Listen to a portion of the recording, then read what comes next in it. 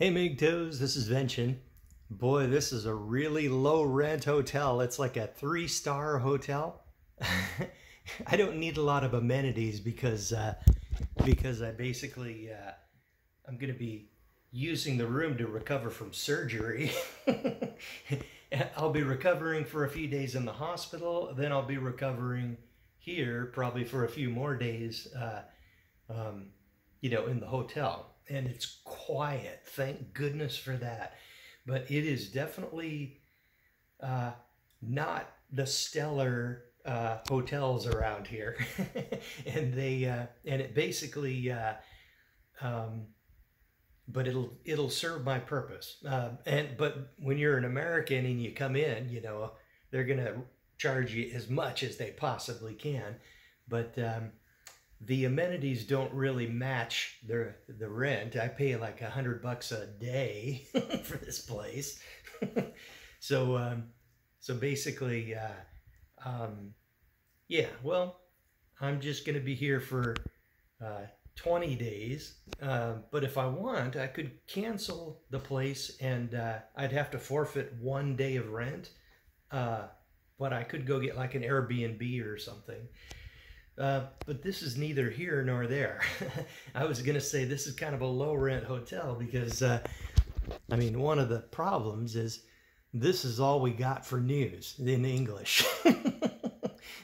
And I don't feel like getting indoctrinated and going and rioting. So therefore, I'm not a big fan of CNN. I mean, it's handy. I keep CNN next to my Fox News on my PC, and I punch up the text versions, right, or the web pages, and you can see the way that they spin the stories so dramatically different in between Fox News and CNN. And the problem is how accurate is Fox News? Because that's the problem is Disney just purchased them, so, and Disney is a leftist, freaking massively leftist philosophy company, very profit driven until they can be woke and demonstrate some kind of weirdness, and then basically they just, do their thing. So, but I like to sort of compare the stories, but man, I need some kind of, I have actually, online a lot of right-wing material, but Fox News is having, they're in danger because they were purchased by Disney, so I don't know how reliable they're going to be going forward. There's still a lot of good people there, but they are still pushing this mask BS and the lockdowns and all that. So even Fox is doing that to some degree. But so I just wanted to address something that a YouTuber that I'm watching was talking about. Obviously, I'm like searching around for colostomy bag information, and this young lady, she provided some very useful info, and I subscribed to her channel, and she was talking about how she was raised in a family full of narcissists. Now, it's possible that they were all narcissists, but it's also possible that she's the one, she's the narcissist, and saying they're the narcissists. It's kind of hard to tell where it's coming from, but she does put up a channel with useful colostomy information, so maybe they were the narcissists. But man, I can relate to some degree, because I've got an older sister who is, man, she is, if she's not if she's not a narcissist, she's real close. Basically, she was like very attractive growing up, and she was always self-centered. But then growing up in, and she of course was a young lady and an attractive young woman, right? When she went into junior high and all that stuff, and she basically attracted so much attention from all the guys that she was bad before, but man, she became so self-centered that I had to admit, I had to admit that she was insane. And that was like 1995, right? So basically she she was so self-centered that I had to let her go.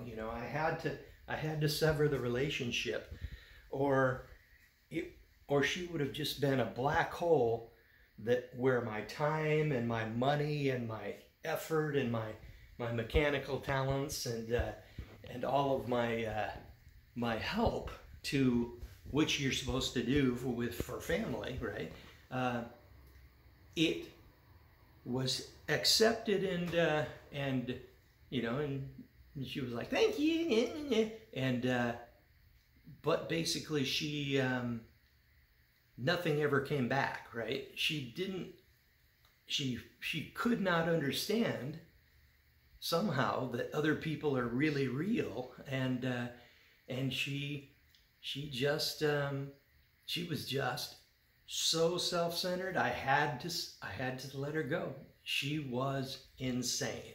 But that was before I ever heard the word narcissist. But man, if she is not a narcissist, or was not a narcissist, or is not a narcissist, she is real close.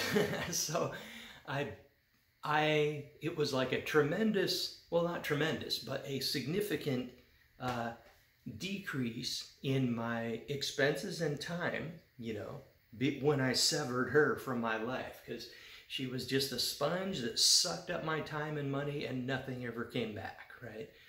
So yeah, it was wise of me to dump her. And my mother, she was like so neglectful, right, as when I was a kid growing up, and all that. She was highly damaged from her own upbringing, but man, she was very neglectful growing up, and I had to, about 8 months ago, I pulled my relationship with my mother out, put it on the workbench, like any good mechanic, took it apart and said, okay, what's coming back, what am I doing for her, and what is she doing for me, right? And basically,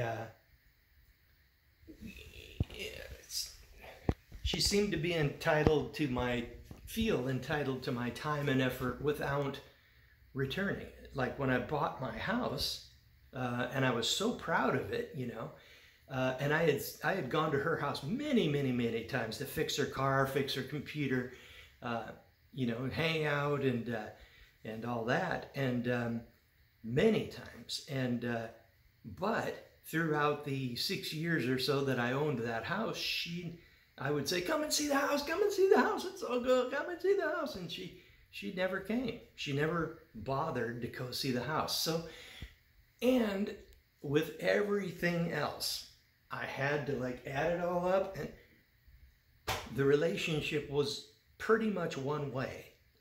Just like my relationship with my older sister, which was my mother's favorite, I had to pull it out on the workbench, inspect it, and then after, do a troubleshoot, and the machine is just not salvageable. The relationship's a one-way thing, which basically just harms me and isn't really good for them either, because be full human beings if they just expect stuff from other people all the time. You know, they can't really be fully human unless they can take care of themselves, or you know, have some kind of, you know, back and forth. But she, you know, it was just a one-way thing. So I let her go too. That was about a year ago, because she's not nearly as bad as my older sister. But strangely enough, I have a younger sister who is so screwed up and brain damaged, and you know, because she basically slipped on the ice and landed on a sidewalk and on a big steep hill covered with ice, and woke up at the bottom of the hill with head injuries, and she was never the same. So basically, even with all that brain damage and screwed up, and she's like really fucked up in so many ways, she is enormously better than my older sister, Kathy. Oops, I shouldn't have said her name. Oh, who cares? But basically, she, as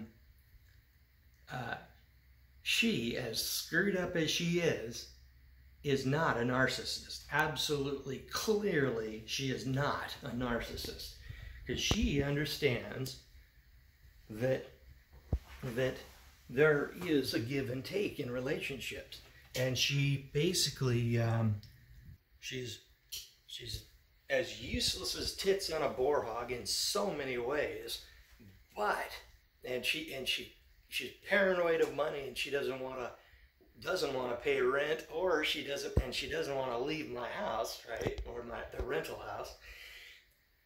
But she's always doing the dishes and always cleaning the kitchen and always doing a significant amount, and, you know, putting away the groceries when we bring them home and stuff, and organizing the kitchen and everything. And she's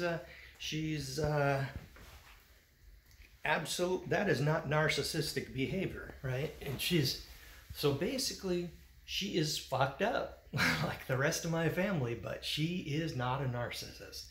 So, but I have got to sever my relationship with her, at least, or maybe push it back a little bit, you know, and get her out of the house and get me out of that house. And then when we're not living in the same house, maybe we can be more friendly and more brother and sister, right?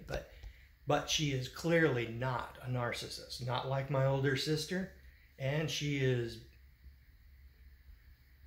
I don't know, she's better than my mom.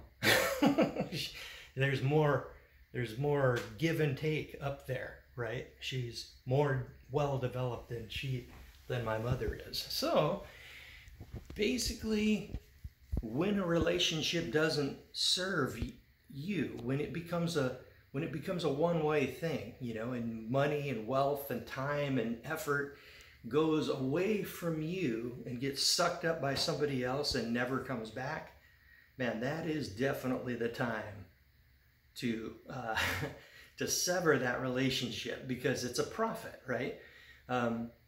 My life improved when I severed my relationship with my older sister. And it improved again when I severed my relationship with my mother, right? Because time and effort and energy went away from me and never came back.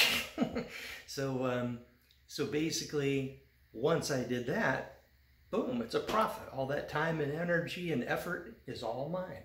And that is sort of a MGTOW philosophy as well. Just like marriage, right? Since I didn't get married, right, I made the decision back in 1997 not to marry. And then I basically, you know, kept going with my mechanic career, and wealth and energy and well-being and all of that stuff just built up in my life, and it was never drained away by a woman and her divorce lawyer or my own narcissistic family members. And the result was that I retired at 54, right about when I got cancer, and so I was able to work on the cancer without having to hold down my mechanic job as well. So man, being retired is really nice in this situation. So as far as my own thing goes, I woke up just a few minutes ago. I probably look pretty horrible because I didn't even comb this haystack of hair that I've got, and I'm probably all screwed up, all screwed up facially, but basically I had the inspiration when I was hearing about the narcissistic family members, so I had to relate my own story. I will put this as a link, as a video response on that channel, and we'll also post it here on YouTube as well. Okay, guys. Well, this is about it, and don't get married.